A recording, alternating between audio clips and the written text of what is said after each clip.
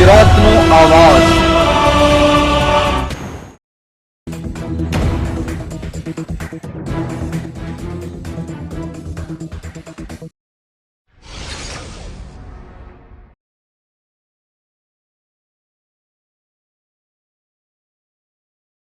ભરૂચ ઝઘડિયાના પૂર્વ ધારાસભ્ય મહેશ વસાવા બાદ તેઓના પિતા છોટુ વસાવાનું સામે આવ્યું નિવેદન।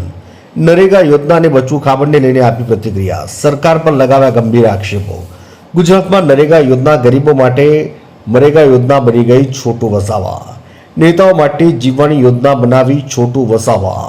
ગુજરાતની અંદર આ જે નરેગા યોજના છે એની અંદર જે ભ્રષ્ટાચાર થયો છે એ ભ્રષ્ટાચાર આજથી નથી, કેટલા સમયથી ચાલી રહ્યું છે અહીંયા। કારણ કે બચુભાઈ ખાબડ ડેડિયાપાડા, સાગબારા, નર્મદા જિલ્લાના બી પ્રભારી હતા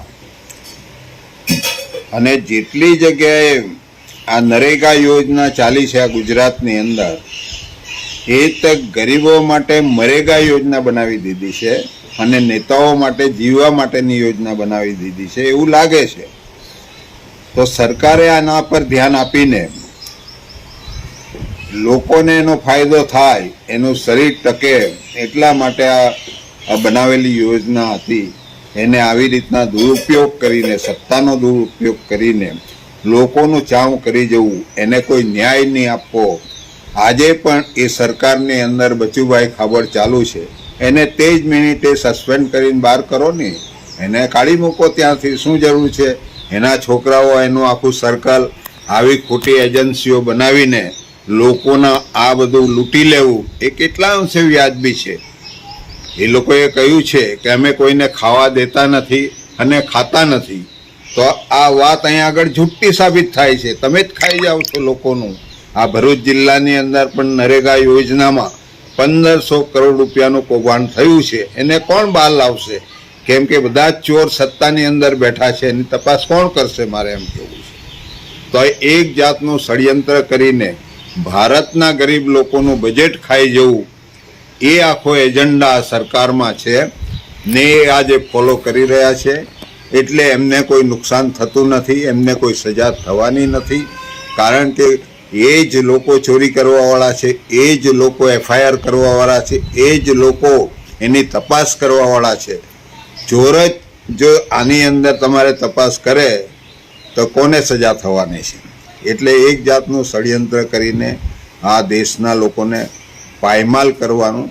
આના નરેગામાં જ નહીં, એક એક યોજના અત્યારે જે ચાલી રહી છે વિકાસના નામે, એ વિનાશ કરવાની યોજના છે। તો આવા લોકોને ઓળખી લેવાની જરૂર છે।